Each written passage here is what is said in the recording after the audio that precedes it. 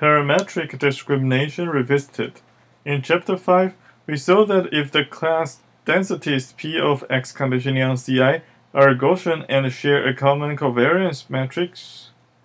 the discriminant function is linear. That is, g of x is equal to wi transpose times x plus wi0, where the parameters can be analytically calculated as wi equals to sigma inverse of mu I, and wi0 equals to minus 1/2 times mu I transpose times sigma inverse of mu I plus log of the probability of Ci. Given the data set, we first calculated the estimates for mu I and sigma and then plug the estimates MIS in equation 10.12 and calculated the parameters of the linear discriminant. Let us again see the special case where there are two classes. We defined y, which is defined as the probability of C1 conditioning on x, and the P of C2 conditioning on x is equals to 1 minus y. Then in classification, we choose C1 if y is greater than 0.5, and if y divided by 1 minus y is greater than 1, and also we choose C1 for the third case. That is the log of y divided by 1 minus 1, y is greater than 0, and C2 otherwise.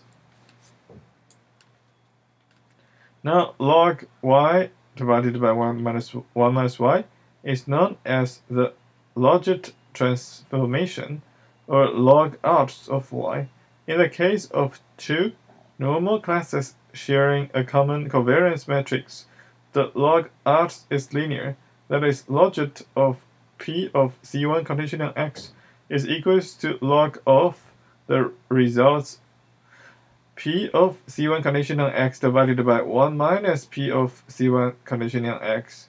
So if we combine these two terms, that will be equals to log of the probability of C1 conditional x divided by the probability of a C2 conditional x. So which is equals to log of P of x conditioning on C1 divided by P of x conditioning on C2 plus log of P of C1 divided by P of C2, which is equals to, if we expanded the definition, that will be log of 2 pi to the minus d over 2 times the absolute values of sigma to the minus 1/2 times exponentials of minus 1/2 times x minus mu1 to the transpose times sigma inverse of x minus mu1 divided by 2 pi to the minus d over 2 times sigma absolute values of sigma to the minus 1/2 times exponentials of minus 1/2 times x minus mu2 to the transpose times sigma to the inverse times of x minus mu2, then plus log of the results of P of C1 divided by P of C2, which is equals to W transpose times x plus W0, where W is equals to sigma inverse of mu1 minus mu2, and the W0 is equals to minus 1/2 of mu1 plus mu2 to the transpose times sigma inverse of mu1 minus mu2 plus log of P of C1 divided by P of C2,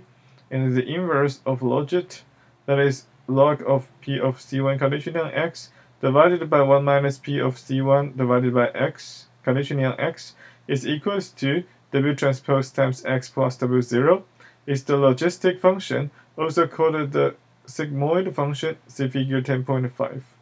And the P of C1 conditional x is equals to sigmoid of W transpose times x plus W0, which is equals to 1 divided by 1 plus exponential of minus of W transpose times x plus W0.